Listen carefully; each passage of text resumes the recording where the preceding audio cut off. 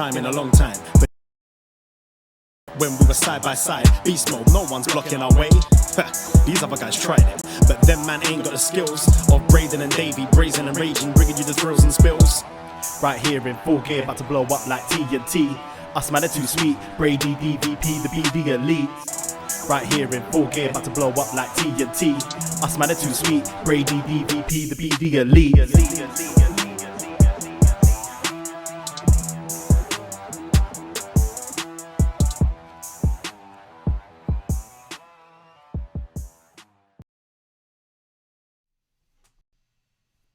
Hello. Hello. Braden Harrington here with Davey Portman for Up Next. And this is BDElite. BDElite. BDElite. Whoa, none of that. We don't want to get another cease and desist from a different country. Yeah, we do. Fuck it. Bring it. You think they'd give us one? We invented it. Yeah, exactly. Welcome to the show. We are the NXT show Up Next, but we do Up Nextra every week that we have changed to BDElite.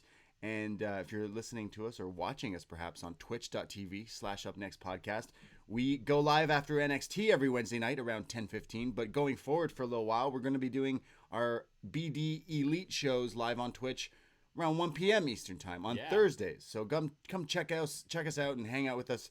All the stuff, all the wrestling. It's a nice time for our friends in Europe. Yes. Absolutely. I can tell that the UK people, because they love wrestling over there, I checked our Podbean thing to see where listeners were. I was like, a lot of UK people. Well, we already knew that, I think. But yeah, Thursdays during the afternoon for us. I don't know, maybe it's the evening for you over there. So maybe 6 p.m. Yeah. So you sit down for dinner after work and you throw on some BDElite. Yeah, exactly. So welcome.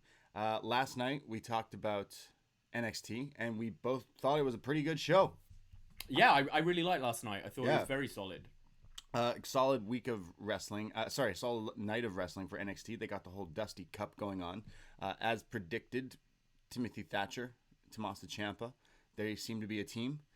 They chased each other out in the parking lot afterwards and were like, hey, there's a spot open. It was very dramatic. It was. It was like, I'm waiting for them to hook up now. Yeah. Oh, did someone just call you? I think someone just did something. What is this? Bad 911 is now hosting my stream. Whoa. Wow. Hey, Thank you very much. Thank you. Thank you, Bad 911. Yeah, see, the Twitch world is a totally different world we're not super familiar with, but we've been going on doing these post shows and doing some gaming and stuff on there. So Big Bird, BD champion. Not anymore. Toriano. Yeah, but like Big Bird.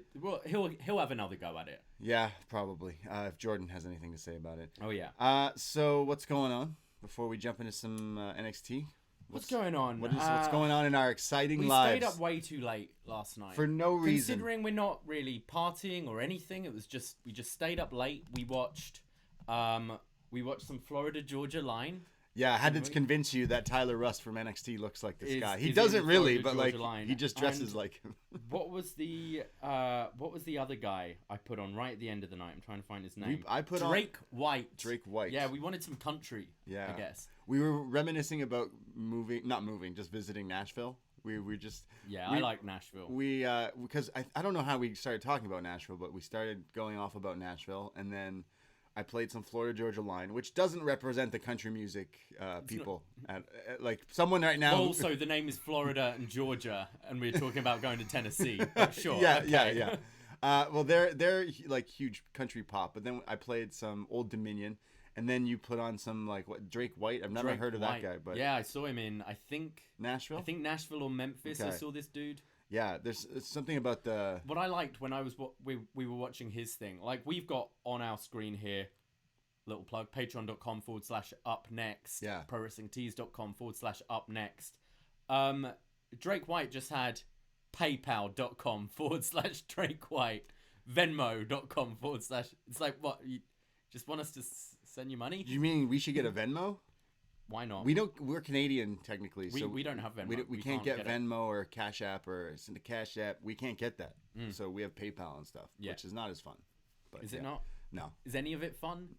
sending money, I mean, it's pretty fun. No, it's not. Getting money. Getting is money. really Yeah, fun. I mean, Yeah. receiving money is fun.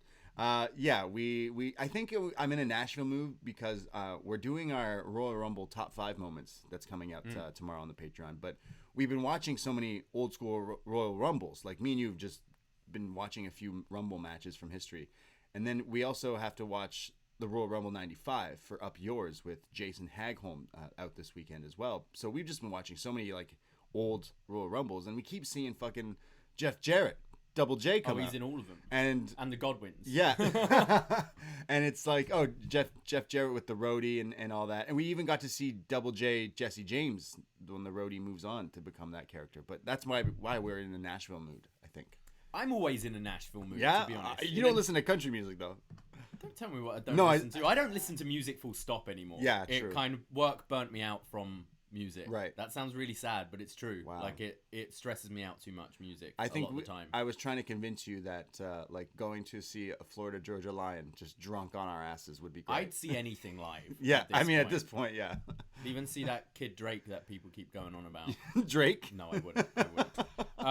His new album is supposed to come out, and people I'm are sure mad. it's fire. People are mad. He didn't put it out. He's like, I gotta focus on me. I can't put this out. Hey, like it'll come out when it's ready and good enough and sound just like all the others. I'm sure. I'm sure.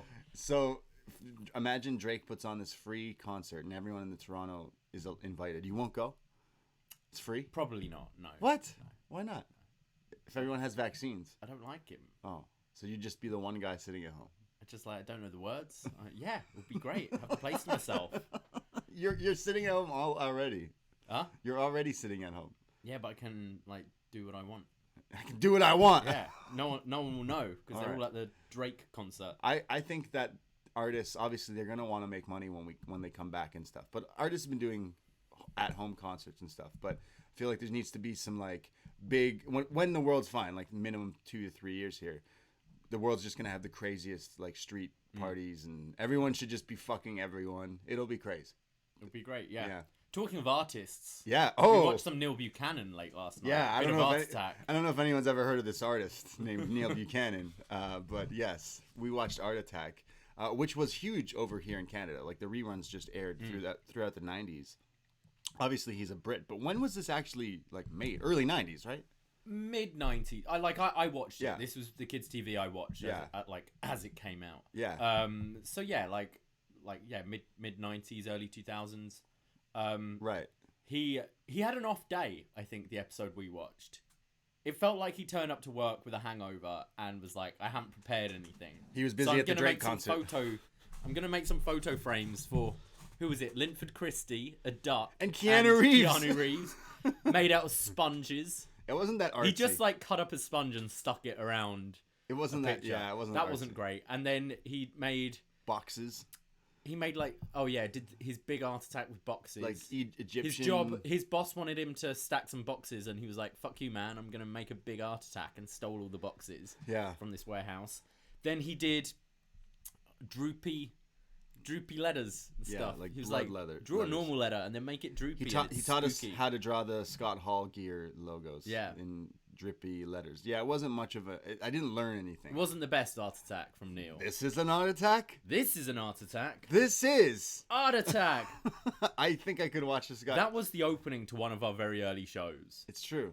We started with used the it art it, attack thing. Yeah. It was a NXT hangover, and we decided to just watch talk- Art Attack. We Because got that's when they were really hangovers. Yeah. Nothing happened. Yeah. Well, I think it's soothing watching a guy just do art. I like Bob Ross. I don't know if that's a thing over where you're from, but Bob Ross is huge, like in the States and here, where he just. Why do we need Bob Ross when we got Neil Buchanan? No, it's different though. I think you need to give him a shot. I think Bob Ross was more the equivalent of our Rolf Harris, who is very much cancelled now. Oh, okay. Yeah. Well, Bob Ross isn't. I Okay. mean, he's dead, but he's not canceled. Right. He's loved. He just like paints something, and he's pretty good, and you can go along with him. But then he like talks to you while he's doing it, Yeah. and he just basically gives you, after watching, you either wipe a tear away from your eye or you're ready to face the world. And I think there needs to be more people like. I like the ones where you don't know what they're doing until it's just finished. Yeah, You're true. like, it looks like a mess. What are you painting? And then it's like, doing? oh, it's a dog. I'm not like I'm an artsy person, but I'm not very good at painting or drawing. But I appreciate a good art. Yeah. We need some art. We're going to talk about some art. We've got enough art. We don't have room for it. We're going to talk about art, though, on this episode of AEW Dynamite. Are we? Yeah, I mean, there's an oil painting that we're going to be talking about. Okay. She ain't no oil painting. Yes, there is. How could you forget about the oil painting? Yeah, so I guess we'll get into it. And that, of course, is AEW Dynamite from January 20th, 2021. And we start the show with a birthday celebration because -1, Brody Jr., he celebrated a birthday this week, so they thought they'd have a nice little party for him here on the air with a match of the Dark Order teaming with Hangman against, Chaos Project. Chaos Project, yes. Serpentico and Luther. TH2. But it all starts off with the Dark Order out here on the entrance ramp with John Silver cutting a promo, and he says, "Tonight is a special night. The Dark Order might be getting a new recruit." Well, we are getting a new recruit in Hangman. That handsome devil, Hangman Page. Second of all, it's somebody's birthday. And then he has a cake here for -1, and he says, "Looking at all this cake is making Johnny hungry." And then they all sing happy birthday, but they're interrupted by Luther, who comes out, and I don't know if I've ever heard this guy talk, but wow. Luther says, well, what is this? We don't care. This place has become a daycare center, so shut up, Punky Brewster. And they showed clips of -1 shit-talking Luther like last week on Dark, I think it was, where he called Luther a stupid face. And they all sold it like he said like the worst thing. Yeah. Excalibur's like, I don't know how he's going to recover from this. Luther says, "You want to flap your gums and say, 'I look stupid?'" And then the crowd chants, "You look stupid." And he's like, "Shut up. My face is perfectly symmetrical. You're the stupid one. You're a doofus. And you know what? Chaos Project do not like children." This pisses John Silver off, and he attacks Luther, and it's an all-out brawl. TH2 show up, and they move it down into the ring, and out comes Hangman Page, who walks down the ramp, and as he does, he goes, "What the fuck is going on?" Yeah. As he comes into the ring, and the match starts off here. TH2, Luther and Serpentico, Chaos Project, versus the Dark Order, which is Hangman Page, it was Alex Reynolds, John Silver, Colt Cabana, and Colt Hangman. Cabana, right, that's right. Yeah. And here we go. Luther actually hit some wrestling moves in here. I know we give him shit for that one time he wrestled with Jericho, but he's hitting a butterfly suplex in here. He's showing people, I can wrestle. Hangman tags in eventually, boots everyone in the face, hits a crazy like deadlift to an overhead throw on Serpentico here. And then like there's topes. He tags in Silver, who does his like Cesaro Jr. hot tag here where he's running European uppercutting everybody. Great at this. Yeah, it's just nuts. Hangman does a fall away slam and then slips on his kip up and then goes, no, I got this. But lands to his feet, which allows him to eventually hit the like golden triangle moonsault to the outside. We have Jack Evans, who gets a near fall by hitting a 450 splash, not quite like Casey Catanzaro. But then it's broken up. Luther gets like he goes up to the ramp area and he's about to put someone through like the table with the cake, but -1 uses the cane and swings it at his head, which allows him to get put through the table here, I think by Alex Reynolds. In the ring, there's then... Well, no, he goes through the cake. Right, sorry. Face first in it the was cake. like, I know this is all fun, but it was such a bad cake spot. Like, he literally went like this, and then he stopped and realized he wasn't in the cake. The positioning was all wrong. Yeah. They had to do it from the kendo stick strike, so it was... But whatever. Yeah, it's a yeah, cake yeah. spot. It's a cake. Yeah, it's whatever. Steve Aoki. So he goes through the cake and the table, and in the ring, there's a buckshot, lariat, bridging German suplex combo, and then Alex Reynolds flies over to hit like a jackknife pin, and the Dark Order win the match here to celebrate -1 Brody Jr.'s birthday. And then after the match, -1 goes, "My birthday was 3 days ago, idiots," and then throws papers at everyone. Yeah. I liked it. It was silly, but I think it completely worked for what it was. It's Brody's birthday, and I think everyone is behind this kid. So I think this must have been so much fun for him to have done, and I enjoyed it. I thought it was a pantomime. The whole thing was a pantomime with a wrestling match in the middle, and I thought Luther actually played that kind of villain in the pantomime style very well. Like, come on, this isn't going to work in any other situation in wrestling, but for this, it did. And Hangman looking like a star, just showing that he's head and shoulders above all these guys, but he likes these dudes. He likes hanging out with them. But when he gets going, you can see he's like leagues ahead of everyone else. I thought this was pretty fun. I really thought it was sweet to do this for Brody Jr. And yeah, like it was a fine match, but there's silly stuff going on. But the real good part, I think, comes at this. I love that finish as well with the buckshot into German. the German and the bridge. Yeah. I thought it was very cool. It's like a whole train of events to pin a guy. Yeah. And it's like, yeah, pretty crazy. So after this, the Dark Order, John Silver and Alex Reynolds are in the ring, and the rest of them are like on the ramp, like egging them on, like waiting. And they say, Adam Page. Oh, and Silver says, "You're such a good wrestler. You're such a good wrestler. You're so handsome, and you have such nice hair. You're so handsome. But it's time. We have to ask." And then John Silver kneels down as if he's proposing to Hangman, and says, "Will you join the Dark Order?" Because they've been pushing this question since last week. They want an answer. And Hangman has a microphone, and he says, "I can't." But as he says it, someone in the Dark Order fires off the celebration. The explosions go off. The ramp drops down these banners that says, "He said yes." All these people come out on the stage in Dark Order masks, celebrating, confetti everywhere. And then John Silver's like eyes like bug out, and he's like X-nay on the X-nay. He's like, what do you mean you can't? And they're all shocked that he said no. And he says, "Look, it's nothing against you guys. You guys are great, and I've enjoyed tagging with you a few times here and there. But I did the whole group thing, and it just didn't work out. I can't do it again. I'm sorry." And he walks off.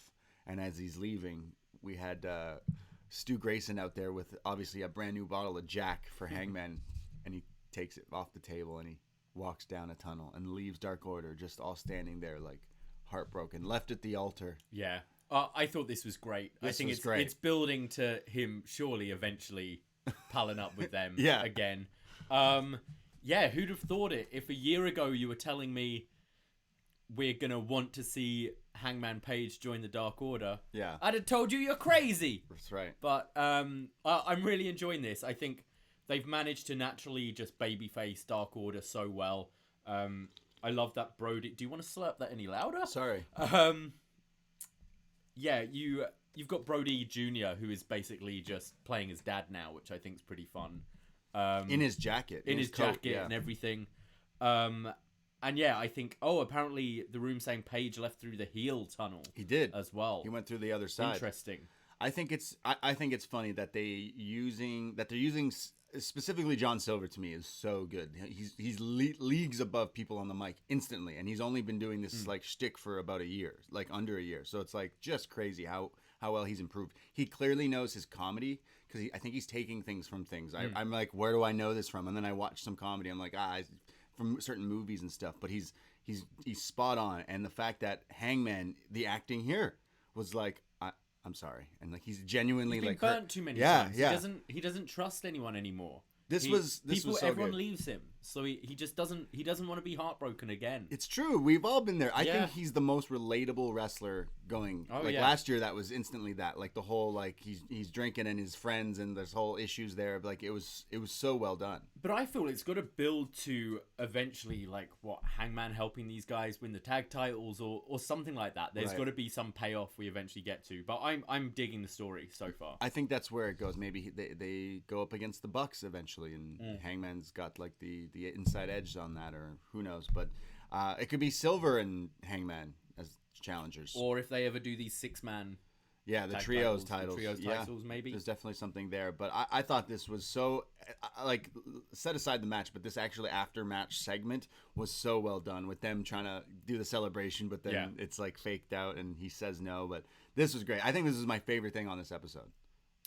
I kind of think this whole opening bit was the best thing. And then it kind of just died. This little segment got me in my feels, but like everything else, like, So we'll see what happens. The Dark Order are heartbroken that, that he didn't say yes. MJF and Jericho are backstage. MJF mentions rats and orgies in a quick one-liner there. Very weird. He says, don't worry, the Inner Circle is fine about tonight. And Jericho says, I've made this decision, and I'm not worried. It's going to bring the Inner Circle closer, together. We're all sexy hooligans, and we're going to find out which tag team moves forward. There's no hard blood. There's no real bad blood here. This is just we need to get this sorted, and then we can move on. So we have a deal, a rule set in place. Jericho says that we will move on and continue as a unit. This won't break us apart. We've all agreed. Yeah. And that's later tonight. And one of many appearances from Alex Marvez, who I'm changing my choice for worst broadcaster. We forgot about him. I forgot about him. Yeah, he sucks. He's terrible. I think I gave him an honorable mention.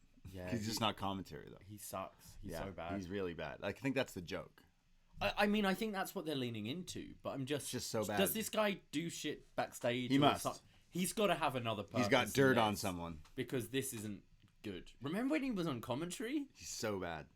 I think it was like I don't know how you can be that bad just holding a microphone. Yeah. And having Jericho do the talking, yet you still suck at it. Tony Schiavone's in the ring, and he introduces Sting. Sting comes out with his bat. Yeah. He's always ready. He's always prepared. It's snowing in Jacksonville, and he introduces Darby Allin, who retained the TNT title last week. Sting says, I just want to be the first person to publicly congratulate you, Darby. I wanted you to have a fair fight last week, and that's why I came out and helped you, and I see a lot of me in you, and I want to be here. I want to help guide you as much as I can. You wear face paint too, so we're friends. He pretty much says that. Because I can't think of really much else that... He was surfer. One's on a surfboard, one's on a skateboard. Yeah. Very strange. They're about the same build, I guess. Just say it. Just say yeah, exactly. Just say it. You're his dad. Just say it. Just say it, Sting. Like, you wear face paint and you're a bit of a loner. I wear face paint, I'm a bit of a loner. Yeah. Let's be face paint friends. So, I want to congratulate you, but he's interrupted. You hear someone yelling, "Shut up!" And it's Taz backstage with Team Taz on the mic. His son Hook with the man purse. Those things are popular. The fanny packs are in. Oh yeah. Yeah.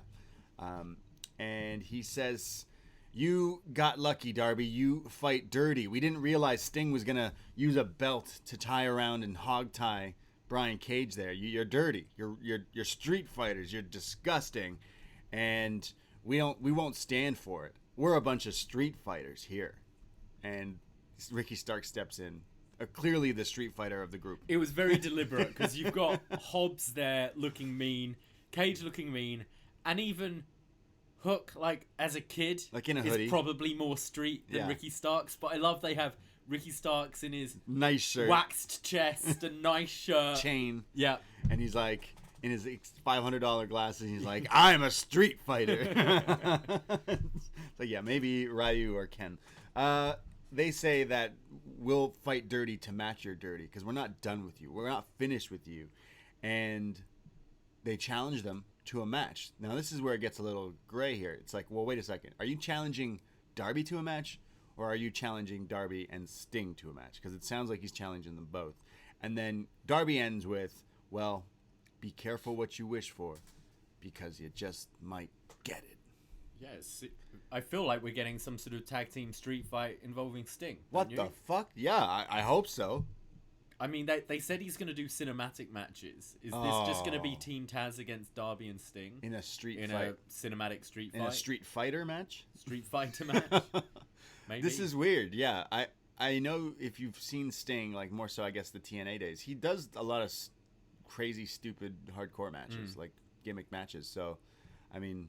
maybe he'll do some spots and crazy shit, but like really, it protects him, allows him to do hardcore. Yeah, I mean, I think I was a bit, when I heard Taz come out, was a bit like, oh, this is still going on. But then really, yeah, Darby won the match, but there is still this whole issue with Sting that you kind of do need to pay off. So I think we're going to get Sting wrestle a match pretty soon. Well, we need some other people in this match then. Maybe multiple. Well, it depends if it's 2-on-2. Blood and guts. Blood and guts. I mean, the fact that they were saying street fight true. makes me think it's just going to be a street fight. Well, he's got to get some friends. Cody, No, Cody's busy. Cody's busy in like 3 feuds. Yeah, I don't know what the fuck's going on there. Yeah. This was just kind of still there. I like the direction they're going, but I think you could have maybe been more on the nose. Like, yo, Sting, why are you here? You keep talking and not doing anything. That's what he should have said. It's time you do something. We challenge you to a match. And then the whole, and instead of this like muddied, like, it's just because they're gonna stretch this out. Yeah, it's like, come on, you got to get to the point here. It's so they can stretch it. I think they're stretching it, but it's Sting every week still coming out and not doing anything. 60-year-old dude just coming out with a bat and going, "What's up?" Yeah. This feud isn't really working for me. I'm sure the match would be pretty entertaining when it comes to it. I really enjoyed Darby Allin, Brian Cage last week. Crazy, yeah. I just feel it's very repetitive, this feud at the moment. It just feels like it's been in this like limbo stage. We finally got the match, and then we thought, okay, well, it could be over. But realistically, yeah, he kind of got Sting's help. But whatever. I guess we're continuing it. Sure. I just want to see Sting take thumbtack bumps and stuff. I don't know. I don't really want to see him do that. It's it'll be, I reckon, kind of boneyard style, but in a Didn't Sting have a boneyard match? He had a graveyard match with Vampiro. But I mean more edited than that. All right.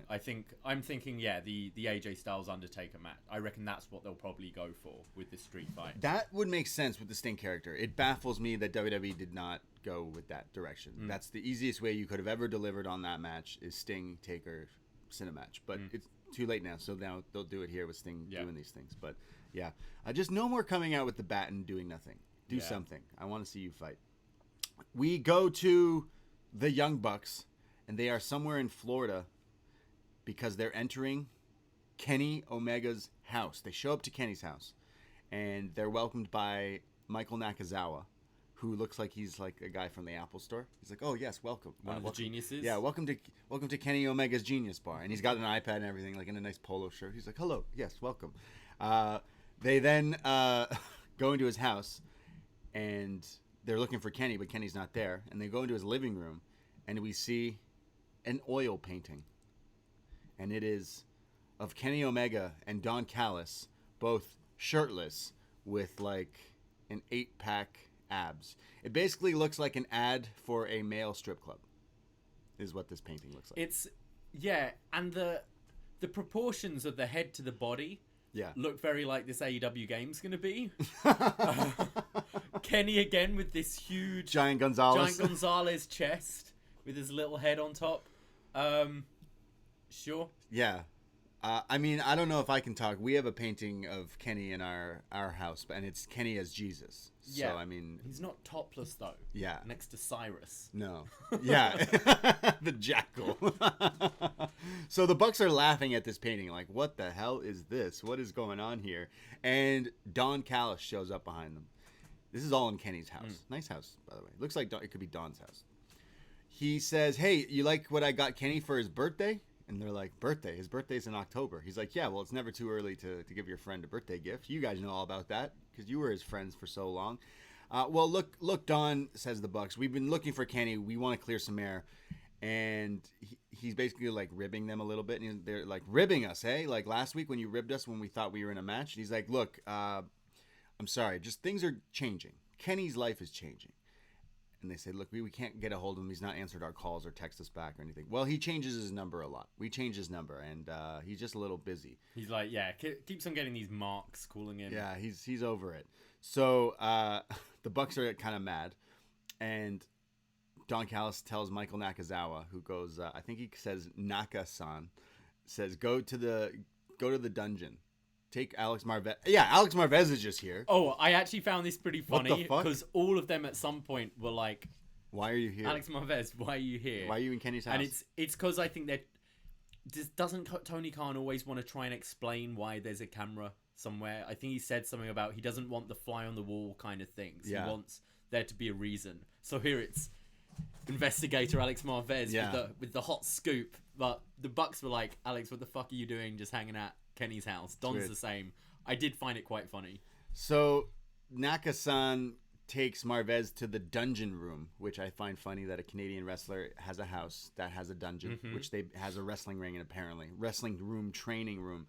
And the Bucks are like, "Hey, what's the deal, Don? What are you trying to pull here? And Don says, well, you've been friends with Kenny for 12 years, and it's been a good investment, but I'm trying to give you these checks. He's basically saying, leave Kenny alone. I'm paying you off to stop being Kenny's friend. And he writes them a check. They look at the check, and they're laughing, like, are you serious? What's this? And then they go, look, this isn't what we even made last week. Like, what are you talking about? So he's like, oh, my mistake. Yeah, you guys merch sellers. Yeah, let me add some more. And he writes them another check, gives it over, and they say, look, Don, we know you're the VP of that company, and we worked there before. These checks aren't good. And they ripped him up, and then they beat him up. What? They kind of start just closing in on him, and then they go off camera, and it cuts to black, and Don Callis is just screaming. We'll get to it later. I wonder if they did or not. This wasn't great. What was this? I kind of enjoyed the, as I said, the Marvez stuff. I kind of found. So that you funny. love Alex Marvez? Love Alex Marvez. You agree? You love Alex Marvez? Just this. I find Matt's overacting off-putting at times. I don't find him. Their baby faces here, and when he's getting kind of irritated by Don and Kenny, I find him unlikable. Whereas Nick is just kind of stood there. And Nick's always just like... I kind of buy it a bit more. Yeah. Whereas Matt just reminds me of someone complaining about his meal when there's nothing really wrong with it. You know, just like, it's just like, it's the bun's slightly burnt. It's like, it's cool, I'll replace your bun. Fucking chill. You know? Okay. I understand what you mean. Weird comparison. But yeah, there's just something I find really irritating with him. They're better as heels. Yeah, they need to go one way or the other. And I still find them kind of, not particularly likable. I was kind of waiting for Callis to eventually write a check that they go, yeah, that sounds about right. But he's at Impact. There's no way, This didn't really do it for me. No. I felt like the idea of them trying to find Kenny in the friendship is something that is a smart idea, and Don's kind of wedging in between there, clearly like taking advantage of Kenny Omega. I think in a different universe this would have worked, but just the way they execute the off-camera beating up thing is so lame. It's wrestling. I think one of the problems is we're so used to, when we look at something like this, we're so used to being the elite with the Bucks. And I think at times they don't quite kind of know how to act maybe in a different style that's a bit more suited for TV. So I'm watching it and I'm going, is this meant to be something comedic? Am I supposed to take this seriously? And I think that's just an issue I have whenever I watch the Bucks, because I lean more towards being the elite. Whereas other characters, I know them more as wrestlers first. Does that make sense? Yeah, no, there's definitely something off with this. Like it's you guys have the machismo, you got the spunk and stuff, but sometimes it's like you're trying to go too far, like you're trying to play cool or something. Yeah. When you genuinely like are great, because everybody thinks you're amazing, so it's like you don't need to try to act that way for it's some overacting. reason. Yeah, it's just a little strange. I did not like the screaming ending with Don Callis. I think I think I could have forgave the segment if it didn't have that, but I'm like, this was kind of silly. I think written better, this would have been better. Kenny dodging the Bucks and letting his boy do his work is I like the story. Yeah, it's good story, just not executed. They should have just super kicked him, and then it cuts and his glasses are broken. I think he faked it.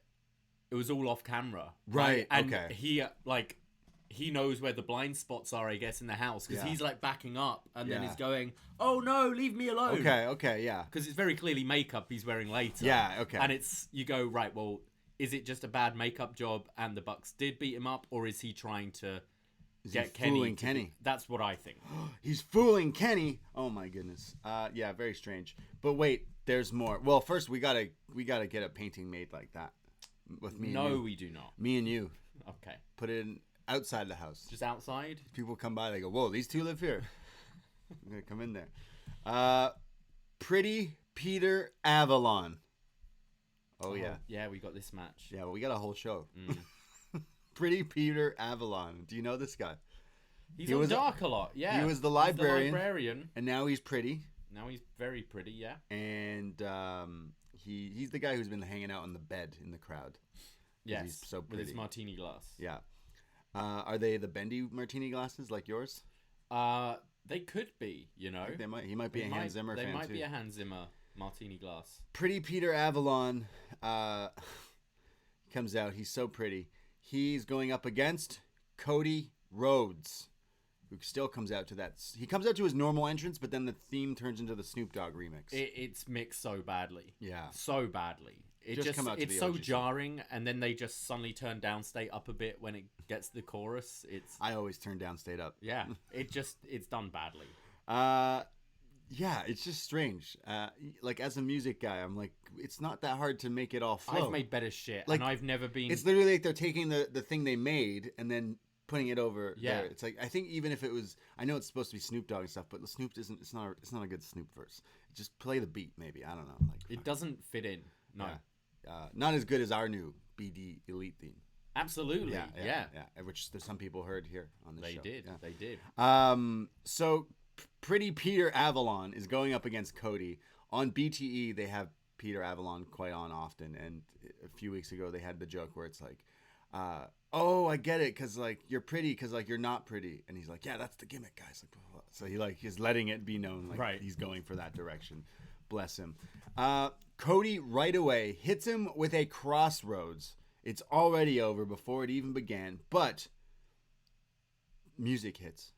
And here comes that Jade lady.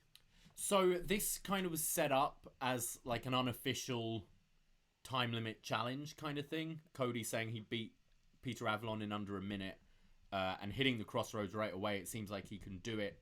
It felt like Jade's music came late. Yeah. Because Cody was standing around. Just standing, doing nothing. And you'd have thought he'd have been kind of quick enough to have just gone for a second crossroads or something until Jade comes out, but he's just stood around and commentary are going, why aren't you covering?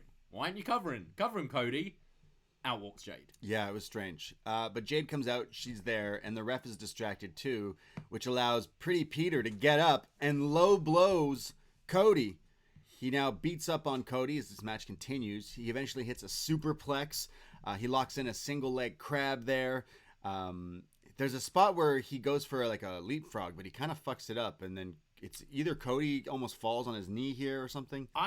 It's the classic leapfrog, but Cody lands right on Avalon's head. But then this played into the rest of the match, so it could have been a planned botch, or they could have just worked with it, because the leg was such a big part moving forwards. So I actually quite liked it. Like, it makes sense. Mm-hmm. Realistically, if you're having a real fight and you try and jump over a dude's head, it's probably not going to work out. Cody's good at that. I always like, if whether deliberate or not, a botch happens, you work it into the match, because it's realistic to me. I find Cody always has creative spots in his matches anyways, minus this stupid Jade interruption that didn't really work at the beginning of this match. But he usually does, like going back, like finishing with weird things and stuff. I guess even finishing in this one. He eventually hits the Cody Cutter on Peter here, a power slam, but as Excalibur says, not quite enough mustard on that one. Locks in the figure four, woo, and he's got Peter in the figure four, and Peter reaches over while locked in the submission and kind of slaps Cody a little bit, and Cody's so mad, and he's about to wind up to slap Peter, and Peter shakes his head and goes, no, not my face, and taps out. Cody Rhodes beats Peter Avalon. I really didn't like this. I thought, I get what they were doing, kind of Jade putting Cody off his game, so Peter Avalon actually became pretty competitive, but I just can't, the visual of watching Cody going competitive with this guy.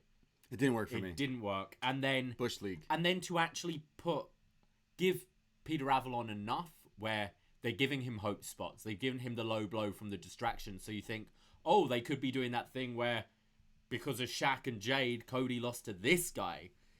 But then he throws all that away because he doesn't want to get slapped in the face. It's like, I get that's what they're doing with his pretty he's character. So pretty. I just don't think it's the right guy to really do this with, especially when you've actually gone a little longer than we expect with one of the top guys. I love, we've seen Cody and a lot of AEW like names and stars have matches against like more unknown people, and usually they make people out of these matches, because now you go, hey, that guy had a great match with such and such, or this person had this, and I thought, hey, you know what, maybe I'll be convinced that this guy's like pretty good. And as soon as the match started, I was like, the look alone is like, dude. The visual is so much of it, and I know that's part of Peter Avalon's character. But when you see Cody with the blonde hair, he's beefed up a lot. He's huge. He looks like an old like 80s 90s star. He looks Hollywood, and then you've got this fucking guy. Yeah, exactly. This actually kind of took me out of the show a little bit. I was like, really? Like, this guy is your king, and he's facing pretty Peter Avalon. Sure, he's won a bunch on Dark. Dark main event, I think this is kind of cool. You've got, like, Cody going a bit more 50-50 than he normally would with a guy like this, but still getting the win, drive a bit of story forward. But it was, It was kind of lame, and I'm over this Jade thing. Like, no one cares about Jade. They want to see Shaq, which sounds so stupid because no one wants to see Shaq. But, like, you know, in storyline here, it's like, yeah, well, Shaq did his 1-2 one-time show-up thing and tape a bunch of things and prolong a feud, but he's not here. So it's like, are we getting Cody Shaq or what? Like, eventually. Like, it doesn't make sense. It should be Cody and Velvet versus Shaq and Jade, I guess. Like, Probably. but still, this is some WWE hokey shit where it's like, it's celebrities. It's just the idea of it's been like hung over our head, but it's not been fleshed out enough. Like, next week it's advertised Shaq is gonna say something to Cody, but I'm going, what is the beef here? I don't get what we're actually feuding over, and it just feels like maybe they don't have a date in mind for when this is going to happen. So Revolution. Just doing it here and there to build up to it. It's been strange. I think it'll be at Revolution. Yeah? Yeah. It needs to be so he can move on and do something else. He's busy doing his Hollywood shtick. Nothing's happened in this feud yet. Yeah. I don't know. It's kind of silly. I know he's busy with his Go Home show. Sorry, what? The Go Big Show? Go Big Show. Which is so funny, that clip of Bert. Is it Bert Kirshner? He got a clip of last week's show trying to plug it on like one of his podcasts and live shows, and then it has Excalibur fucking it up, and then Jericho on commentary last week like correcting him but also fucking it up.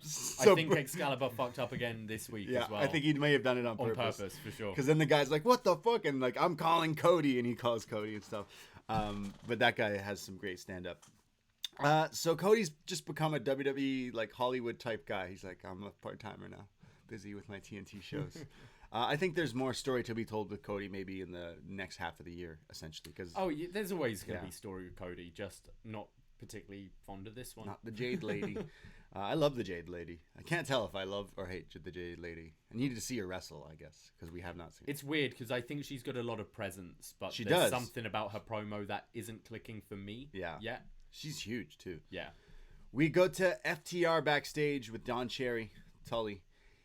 He says that FTR are numero uno. We just need the belts to prove it. And that's the bragging rights. But they're interrupted as they're having a drink by Jurassic Express. And Jungle Boy says, I'm sick of this. You say you're the best, but you're not. Last week, you taught me something. And that is, I could beat either one of you. So Cash. Oh man, I get their names messed up. Dax is the bald lad. Right. Okay. Right? Yeah. He said he's got a kind of a salt and pepper beard going on. He says, "Don't let the salt and pepper fool you. I'll beat you next week, so you're on." So they shake hands, and Luchasaurus says, "And next week there won't be any interference like last week, so we'll all be at ringside to make sure it's a fair fight." So next week it's Jungle Boy Jack Perry versus Dax Harwood. So, well, I was thinking, because I was like, oh, there's not going to be any interference, so we're all going to be there. So clearly there's going to be interference. Wouldn't it be better to just lock the lads together in a dressing room? Cage match. No, just be like, all right, guys, just stay in here. So then Lucha Man can just be like, yo, Cash, where you going? Sit down. Yeah. Watch them on the telly. True, you could do that. Yeah. But we're going to have interference. These guys have no restraints. I like Jack Perry. I think it's interesting watching his evolution. He's already seems like he's getting like bigger almost. I don't know. It's like different. I'm actually quite looking forward to this match. It's rare we see FTR in singles. Yeah. I think they're both pretty great. They are. And Jungle Boy's great. So I think this will be a really interesting clash of styles as well. Yeah, I think it could be a little bit of a sleeper hit. I really do think so. I liked the look of all the guys here. I know they're a silly dinosaur team, and I know in our Patreon show, Was Next. We'll be covering Luchasaurus soon because he's already showed up, but he's not wearing a mask. No. Is he? Yeah.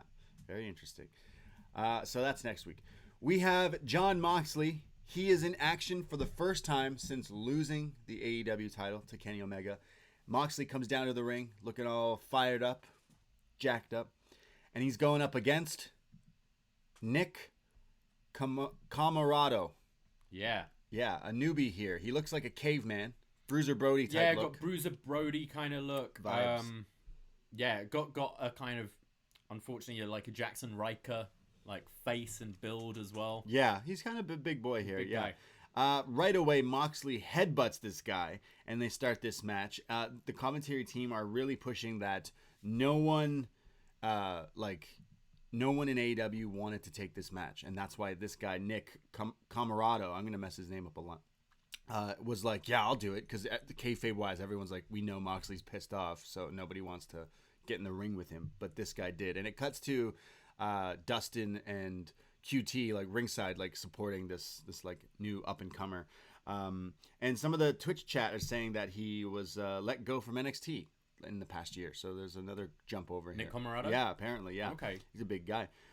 So Moxley's beating the hell out of him. There's Camarado, who comes back with a running power slam and hits one of my favorite moves, the sushi. Sorry, not the sushi, but the ushi goroshi. And then Moxley comes back though after kicking out, hits his like ring rope rebound German suplex. Moxley beats the hell out of him, locks in the sleeper hold, and Moxley gets the win here. But nice little showing for Nick Camarado. I think this is what I like in the. I think Avalon had too much. I thought this was enough here to make Nick Camarado look interesting and gave Moxley something to overcome, because even though Mox is a way better wrestler, fighter, just the size of Nick Camarado makes him dangerous. Yeah. So I thought this was a cool... The match wasn't too long, but I thought there was enough competitiveness and back and forth in it that I was interested, but still giving the win to Mox, obviously. Yeah, definitely like showing off that this guy's like a new up and comer, and I think just his look is interesting. Kind of caveman vibes is what I got. But interesting little match. But after this, Moxley says, he grabs a mic and says, anything can happen in wrestling and around here, but it seems things are getting crazy around here, and I can't seem to keep track. Who's in the Bullet Club? Who's in Impact? I don't care. Kenny Omega and your frat brothers from Nashville, shout out Nashville, I will climb back up with every ounce, and I will bring the whole Nashville to Jacksonville. All roads lead through me. So he's saying, Kenny, no matter where you go and whoever you're hanging out with, you can't He'll escape take me. on everyone. I'm the boogeyman, essentially, is what he's saying. You can't kill him. So are we seeing Moxley show up in Impact yet? Possibly. After kind of listening to you and Andrew Thompson on Deep Impact chatting about the past few days, I don't think so. They sound really Bush League lately. I don't think he should show up. I think Impact's from this week. I think Impact are in the right direction now. Yeah. I don't necessarily think we need to see Mox on Impact to further this feud anymore. I think the way the character of Mox is like, look, I'm gonna fight you, and I'm here. I'm ready. Sign it. Sign the match. Give me the damn match. Yeah. Yeah. So he's cutting the promo here, and he wants Kenny. I think we're getting that rematch eventually down the line. Revolution, I'd imagine. So this was cool. Like, it kind of makes sense. He's mad and stuff. He squashes a guy here, and it's fine. I think he's great on the mic. We see the fam, Eddie Kingston and the crew, and it's announced that next week it's Eddie Kingston 1-on-1 against Lance Archer. And Eddie Kingston says, I don't prepare, I just fight. And he's going to do that next week. But in comes Lance Archer. He's like, you want to fight? And then they're going to fight. And everyone's like pulled apart here. And it looks like Eddie Kingston and Jake Roberts are getting into a little spat here, which I love. The intensity of both these guys. I think Jake is one of the best on the mic, too. And it's like both are like really kind of scary in their own right. And it's like they're kind of barking at each other here. I think I want to see more of that next week, more so than the actual match. But that's next week. We cut to Kenny Omega in the shirt. In that shirt. Oh, this shirt. Yeah. And the boots. Oh my God. The Ted Mosby boots. Yeah. So Kenny Omega is in this like purple. I don't even know how to describe this shirt. It's amazing though. I will say, whoever's picking out his shit is top. Like they are on top. I would. It's definitely not him. I'd imagine. It can't be. There's no way. There's no way. But it goes. It's the storytelling of. Remember when we used to shit on him for wearing like shit T-shirts and stuff? He still does. I don't know why he was wearing that Bullet Club Halloween thing. Yeah. You know why? I have a feeling to him, he's trying to say shit while what he wears. I have a feeling he wore that Bullet Club Halloween shirt because he's like, it's such a shit throwaway shirt, and that's what I think of this company. Like that's how I see him. Yeah, that's how I see it in the mentality of how he like portrays himself. But then he's here, he's the champ, and he's decked out in these tight pants, the cowboy boots, crazy blue shirt. Yeah, it's pretty great. But Don has bruises on his face. And he's like, "Whoa, who did this to you?" And he's like, "No one, Kenny. Forget about it. Don't worry about it." He's like, "Wait. Did Nick and Matt do this to you?" And he's like, no, don't worry. And then they kick out Alex Marvez, but Kenny is kind of shooketh. So more on that later. But you think it's makeup. It's clearly fucking makeup. Well, I mean, obviously it's makeup. Yeah. This isn't a real bruise, but it's whether it's the character Don Callis has put on makeup to fool Kenny in thinking that the Bucks have beaten him up, or the Bucks did beat him up and this is just a bad makeup job. Yeah. Bruise. It looked like makeup, but yeah. That contour. Isn't that what it's called? Oh, the contours. Yeah. That's what it was. Or like that's true. He borrowed it from Pete Dunne. It's also very quick for it to bruise to that color, right? Yeah. Doesn't it normally go like a black first and then more of a yellow? Yeah, true. How many days ago was I don't know. But I like it. It's Callis just playing like I didn't mean to say their names. Yeah. All of that. Yeah. He's such an asshole, this Don Callis. We have our next match, Top Flight and Matt Sydal, Pandas, versus Hardy Party. Impact Wrestling's Hardy Party. Hardy Party. Yeah, these guys are on fire. They have a tag team title match in Impact against not the Machine Guns, the Good Brothers. So yes. they're the number one contenders they're in number Impact. One contenders, yeah. Yeah. Private Party are now in Impact with Matt Hardy. Matt Hardy went over there with them, and you talked about it with Andrew Thompson, Deep Impact. But they showed up there. They talked some shit about how Matt Hardy was never really lost the tag titles over there. So, yeah, they were just teleported away from him and into oblivion. So Top Flight and Matt Sydal versus Hardy Party, all three in the ring here, even Matt Hardy.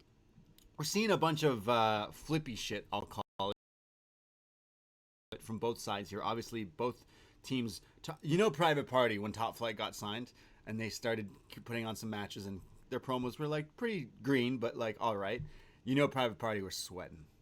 I think so. We were mentioned like, this on the show. No. Like that's kind of their spot, like the up and comer rookie high flying tag team, and then you've seen kind of maybe a better version come along. Like, fuck. So that's why they got to turn heel. Absolutely. So then there's definitely like some spots that weren't really clicking here with the crazy flips and moonsaults and more flippy shit.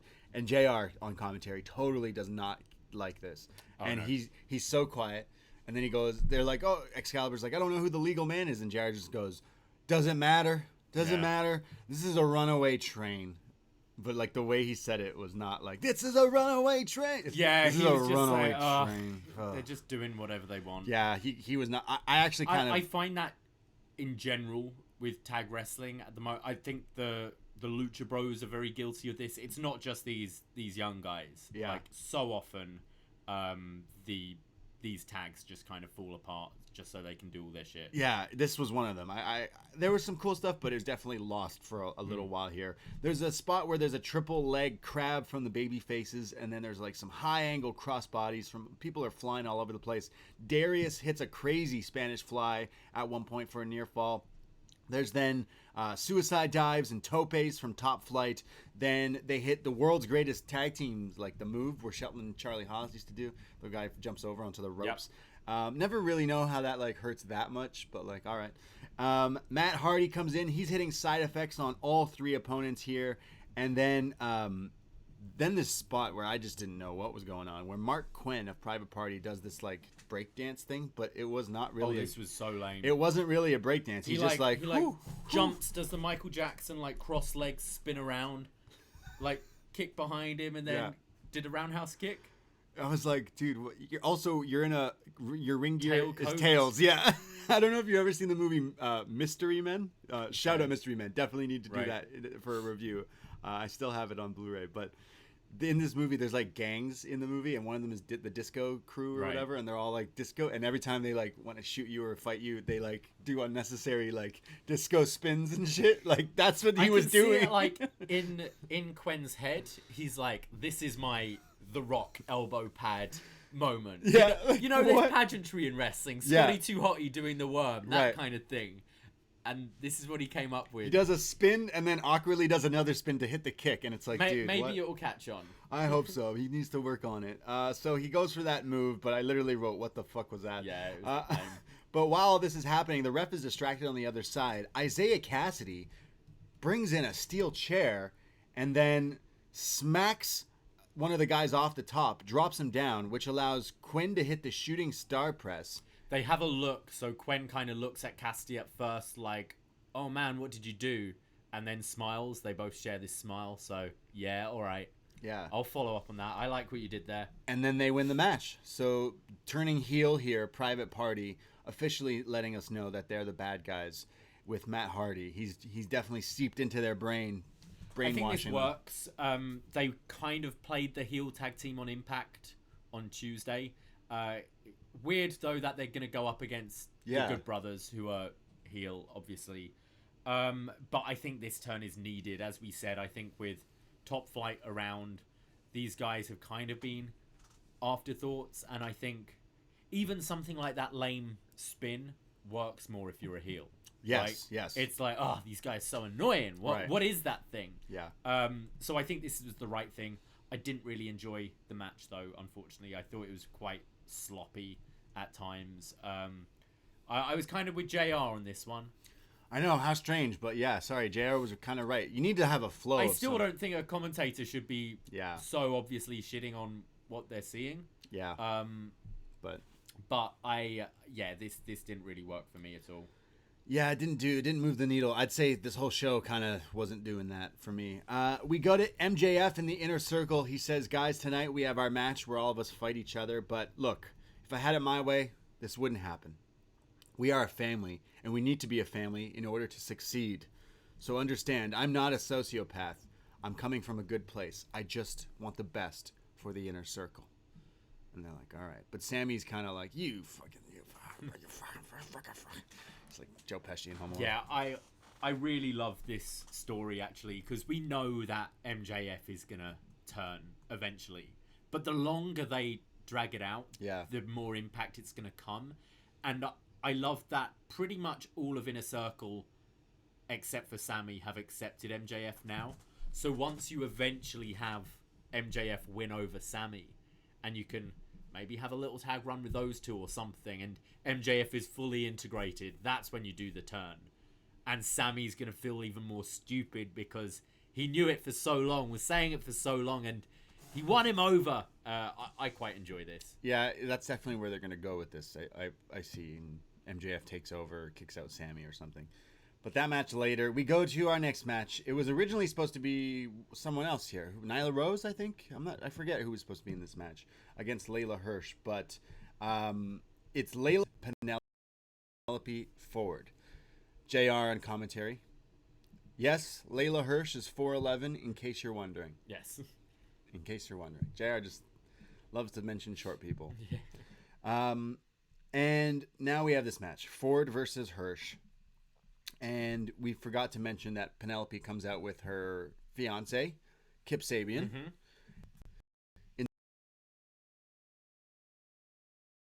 In the Miro fit, the Miro drip. What do we think of the Miro? This week he looked good. This fit. He normally looks good. It works for Miro. Yeah, I think so. I would wear this. Pull it off. Yeah, I would wear whatever he was wearing. And then their butler, Charles Taylor. Yes. Chucky T. He looks like a good butler. Actually, his hair, his nose, his physique. I think, he's a good butler. He works as a butler. The Kentucky gentleman is a butler. Yeah.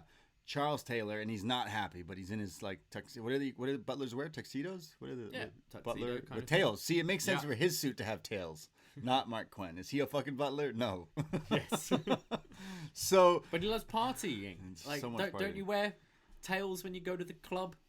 chasing, Back in the day, chasing tail with your tails. So we start off this match: Ford versus Hirsch, and Charles is on the outside. Orange Cassidy's in the in the crowd, just watching in disgust that his buddy's got to go through with this shit. It's how we all feel. He's kind of sitting in like Bernie Sanders out in the crowd, just sitting there by himself. There's a cross arm breaker from Layla Hirsch early on here, trying to get Penelope to tap out, but Kip Sabian at one point makes Chucky sweep the leg of Layla, and he doesn't want to do it, but he did with the cartwheel into the elbow, but Layla gets her knees up here.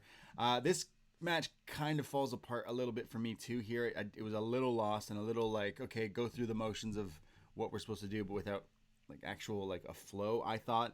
And then there's some sort of move where Layla makes Penelope do the splits and then hits her with a German suplex, hits her with these double boots, and then eventually hits a tope to the butler, to the bad guys on the outside here. But it's when she gets back into the ring, it's Penelope who drops her and like gets on top of her. I didn't even see what move she hit her with, but she pins her, and it's Kip who's holding Layla's boots so that she can't kick out of the pin hold, and Ford pins Hirsch. This didn't really do much for me at all. I quite like Layla Hirsch. I think she's quite different and stands out. You've got this kind of this suplex machine. I could see her with Team Taz at some point. Right. Okay. I think if they wanted to put a bit more into Layla Hirsch rather than just being someone to fill a slot for random matches, I could see her with Team Taz being the kind of outcast, but Taz sees something in her with the kind of her wrestling style. Penelope Ford unfortunately doesn't do a whole lot for me with her ring work. And this was just there. And I think after a couple of sort of questionable things on this show, it kind of soured me a bit more. It all falls apart is what happened here. Yeah. After the match, it's Miro on the microphone who says, Charles! It's kind of like X-Men. Charles! You should have killed me when you had the chance, Charles. He says, Charles, look, I know you're upset, but I can be a nice guy, Miro says. Let's let go of the past. Look at where you can go. And he has a mic, and he says, look at this. And he refers to Orange Cassidy as a George Michael wannabe. You go, George Michael. George. Yeah. You know who, not Arrested Development, George Michael. I know who George Michael is. Joking. I really just love I was Last just Christmas. trying to think. I'm like, is he a George Michael wannabe? In the Faith music video, yeah, I think that's what he's referring to. Because the Faith music denim, video with the denim, he's Yeah, like, I guess. he says, I want you, Charles, to tell everyone, grab this mic and tell that George Michael wannabe, tell everyone that Miro is your new best friend. And it cuts to Orange, and he's like still emotionless, but like you could tell, even subtly, he's like, don't do it. He says, Miro's my new best friend. And he like doesn't want, he says it, but it's over. Orange Cassidy in the crowd just slowly sits up from his seat, puts his hands in his pockets, turns around, and walks out. I cue the Incredible Hulk theme from the old days, but just a sad shot of Orange walking away. Yeah, this feels very WWE to me. There's some fun to be had, I guess, with Chucky as the butler, but for week one, I found it weird making the focus kind of this with a Penelope Ford match. Again, the criticisms we have of the women's division are not being represented enough and not putting on good matches. And the one women's match on this show, it's kind of focusing more on Miro and Chuck. Maybe you could do some fun backstage skits and on location shoots and things with these guys, but this isn't really doing it for me. Just please get the wedding over with. Please. 2 weeks. Just get married. 2 weeks is guys. the wedding. Yeah. I didn't like this at all. I don't like. I don't know if I've mentioned it on this show, but I don't like Kip Sabian. I don't know if I've mentioned that. Have I mentioned that? Kip Sabian is just not good. Like, I'm sure he's a nice guy, but like, holy shit, dude, very I irritating. really don't like you. Okay, I'm not alone on this. I actually find him very annoying. He's very annoying. Yeah, I'm like, dude, just the best thing about him is Penelope Ford, and after watching her wrestle match after match, that's diminishing too. Yeah.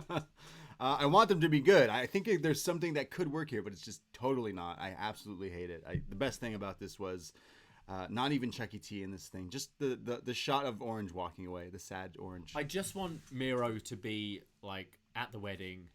This is stupid. This is all sucked. He kills the priest. He kills Chucky. He kills Kip. He kills Penelope, and then it's just I'm a fucking brute now.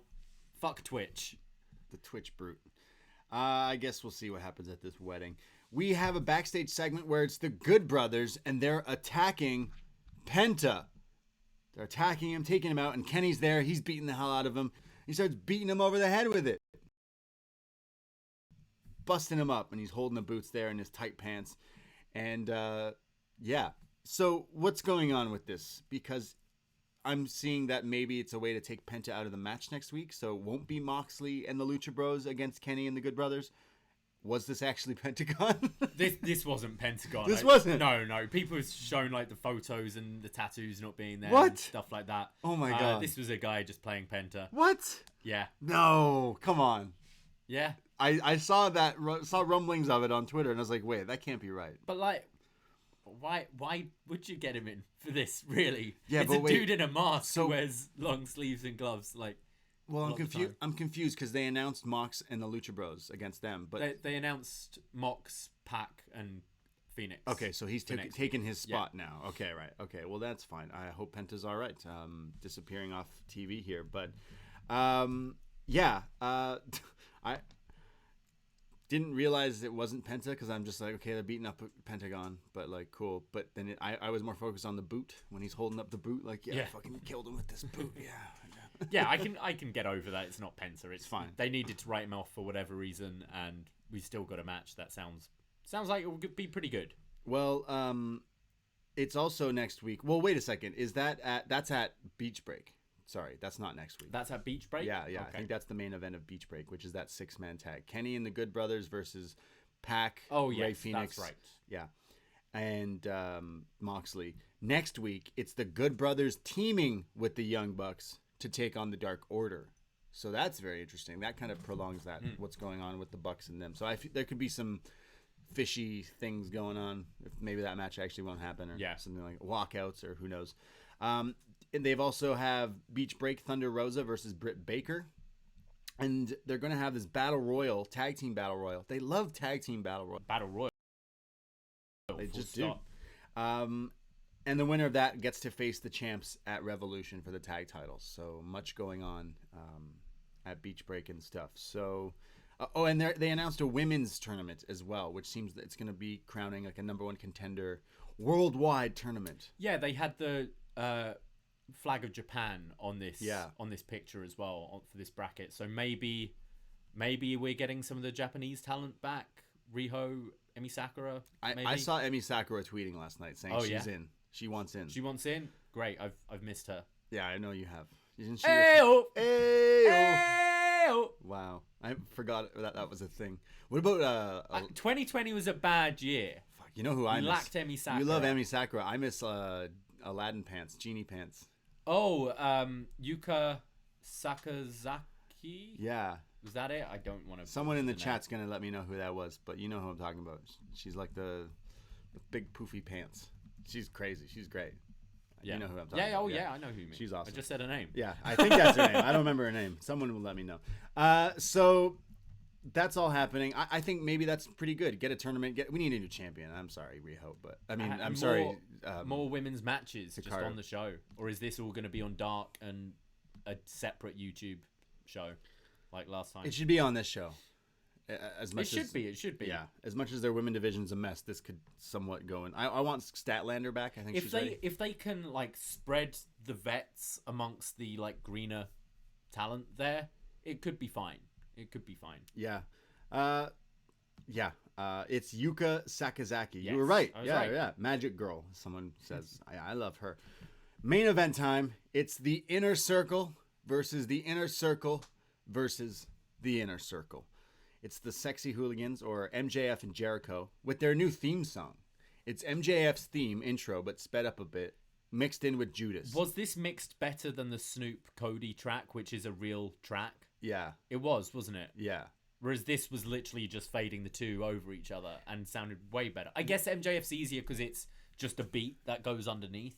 Yeah, they changed the tempo Yeah. of the MJF one to make it a lot faster to match the Judas Yeah. thing, and then it comes in like the piano comes in do do do do do do do do mixed. Oh, the joke last week was the tag team slut. Jericho had the Jera show mix with the Big Show with mixed break the walls down Big Show thing. Like, he Yeah. always had mixed themes and stuff. It's funny. I like a mixed theme when it works. Yeah, when it does. I always loved Kane doing the red flames as X-Pac was Yeah. doing the green flames. It was cool. telling people to suck my Suck dick. his dick. So Jericho and MJF against Sammy Hager, and they got a little insert, like it looked like a cameo of Just cutting out the corner bit Yeah. that says cameo. of Sammy Hager, like fucking rock, you could say legend. Well, he's mates with Jericho. Yeah, isn't he, as obviously, well, so- yeah. And he's like, hey, I'm proud of you guys. And I fucking popped for this, actually. I love this. So they're coming out, and the last team, Proud and Powerful. So all members of Inner Circle are going to fight, but Wardlow's just on the outside. He doesn't have a partner, unfortunately. Poor guy. Odd man out here. It starts off, this is kind of interesting because ever since AEW started officially, like the Dynamite and stuff, all these guys have been tied together. So they really haven't fought each other. So it's the first time you're kind of seeing Jericho take on Sammy and Proud and Powerful fight Jericho. Even in battle royals and stuff like that, they've always been a team, and they haven't ever done the turning on the teammate thing and being like, "Oh, sorry, mate," have they? Yeah. So it was quite cool actually seeing these guys mix it up.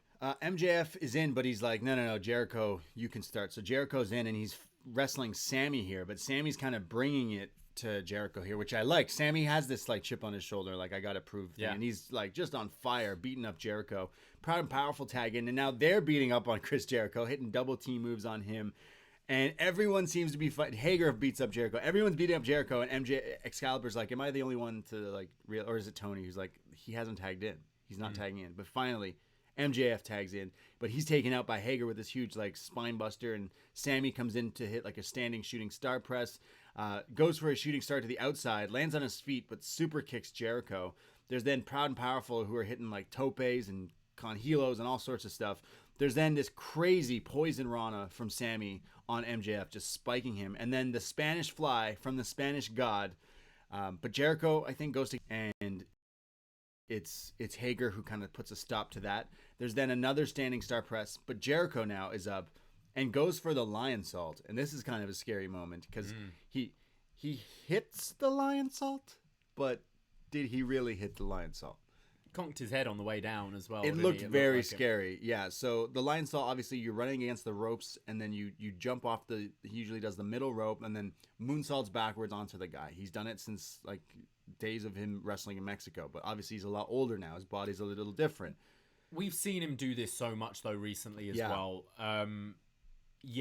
I can see Jericho's very next match. He's going to try and do it. He said on Twitter like he's going to do it twice. Yeah. Next week I'm prove- doing it twice. Yeah, I think people, his age, his kind of size now, he messes up, and I think people are all at him being like, "Oh, he needs to retire and stuff."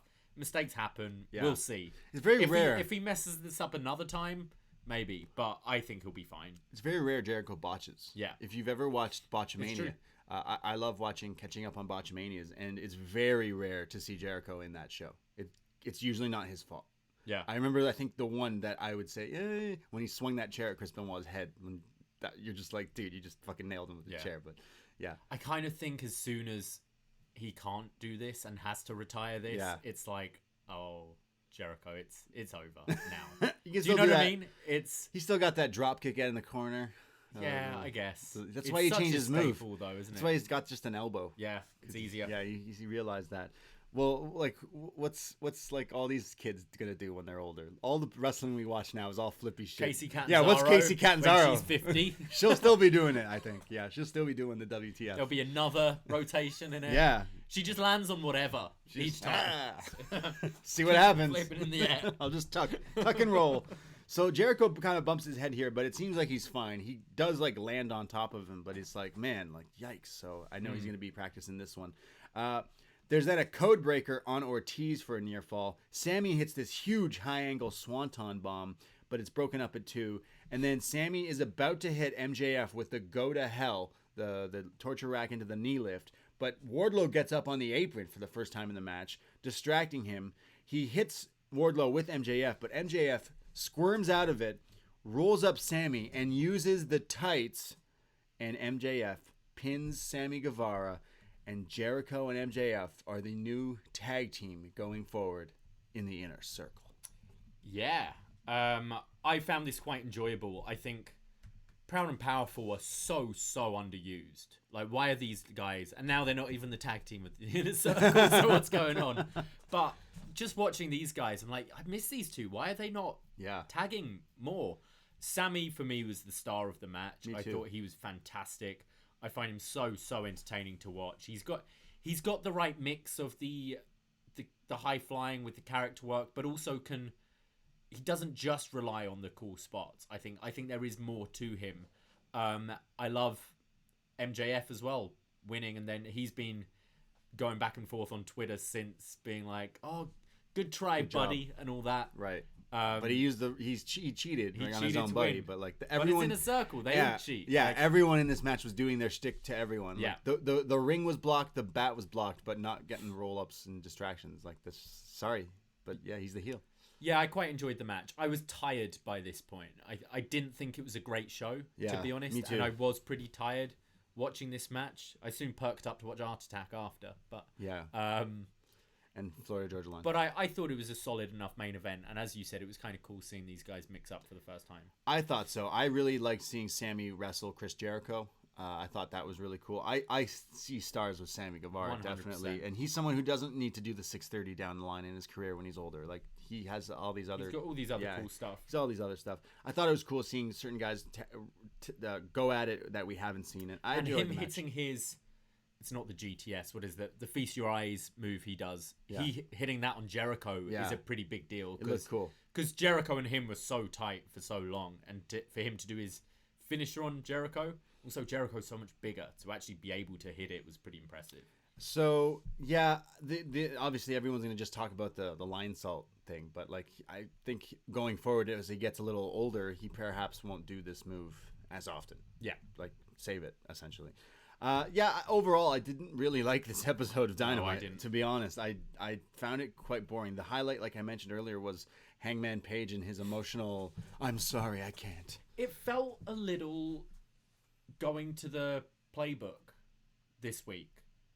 Do you know what I mean? Yeah. Like when we watch an episode of Raw or SmackDown and it's like, oh, okay, we're doing the partners that don't get along. We're doing the Photoshop thing on the Titantron.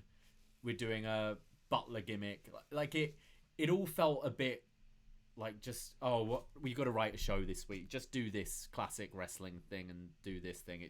It didn't quite work for me.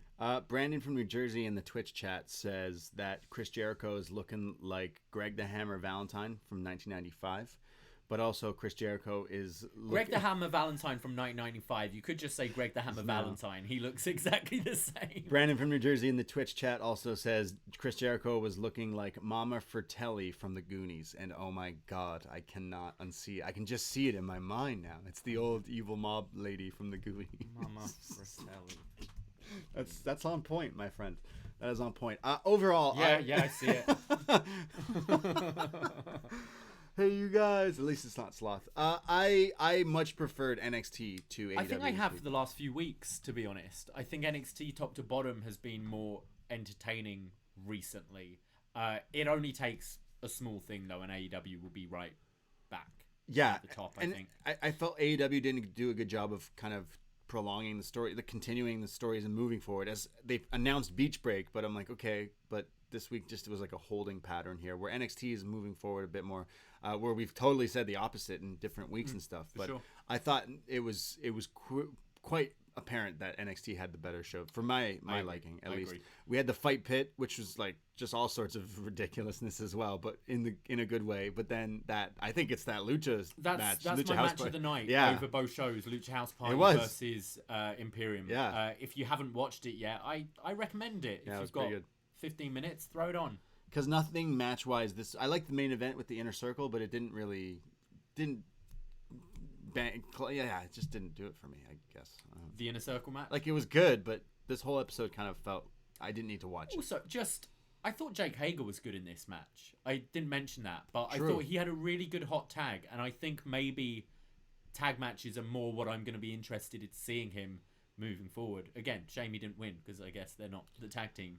But Neither is Proud and Powerful. neither is Proud and Powerful. But I think Jake is someone who, character-wise, I've started to enjoy a lot more in recent weeks, but the wrestling still isn't quite there for me.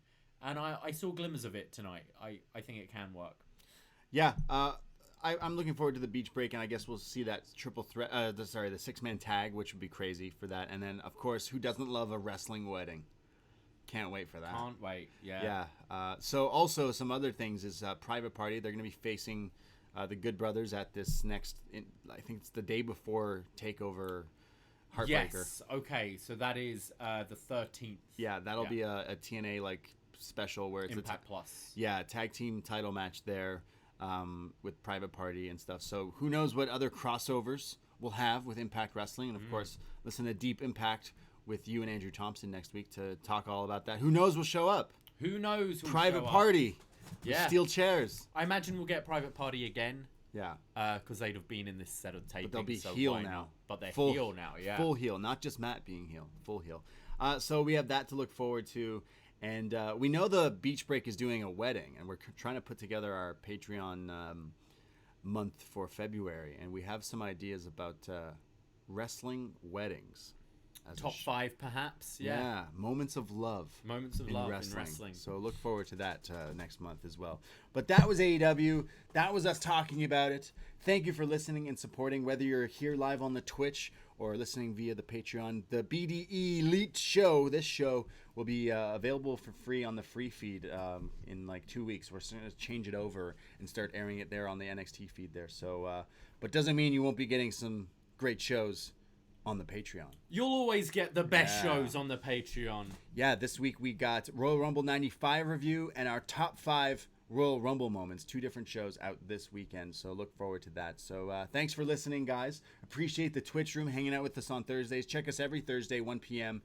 Eastern time for our AEW reviews. Absolutely, and if you're in the Twitch room right now, stick around because we're gonna do a raid and spread the love. Always spread the love. Always spread the Twitch. love, guys. Yeah. Yep, and then join us tomorrow night, 6:30 before SmackDown, because Mike Hogan and John Cena are gonna talk some movies, talk some TV. So much to happening in the BDE world. So just check out our socials. Hot take? Yes. Hot take? Go for it. WandaVision? Yeah. A little bit of waste of my time. I don't think that's a hot take. I think I really liked it. I think people are so impatient these days. We got 40 minutes of a show. People are like, fuck this, it's sitcoms. I love sitcoms. You're someone else who though is like, too many superhero films, too many superhero things, and this is something that broke the mold. It didn't necessarily hit superheroes for me. It just kind of hit it's kind of bored. It's kind of bored. I quite enjoyed it, but I think it was very early days. I'll give it that. I'll still watch it and check it out, but I was just like, I watch a lot of Bewitched at work. Just watch Bewitched. Just watch I Love Lucy. Just watch The Vacationers. Well, they're trying to do more than that, aren't they? They're going into this Wanda's world that she can create, I guess, with her powers. I like that they're not just doing another superhero thing, because we've seen them all. I think they're taking a risk and trying to cross genres and stuff, and I like that. Like, are we eventually going to get a Friends episode? You know, because they're kind of going through the decades, it seems, of sitcoms. I'm not going to judge too soon. I enjoyed the first two. They're not like fantastic, but I think maybe after we've seen it all together, maybe it all makes sense a bit more. But we'll be talking more about that tomorrow. Yeah, so again, join us on the Twitch stuff at Up Next Podcast on Twitter, Instagram for all the updates of all we do, because we usually tweet and stuff when we're about to go live for any, whether it be gaming or random shows like that or watch-alongs and all that stuff. But we love the community we got here, and we appreciate it. So thank you for listening, everybody. Take care of yourselves. We'll be back next week, and all the stuff, you know where to find us. Thank you. Take care. Goodbye. Be safe. And happy birthday, -1. Ahoy!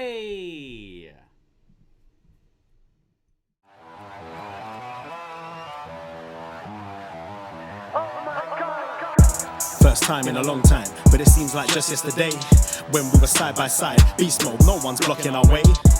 These other guys tried it, but them man ain't got the skills of Braden and Davey, brazen and raging, bringing you the thrills and spills.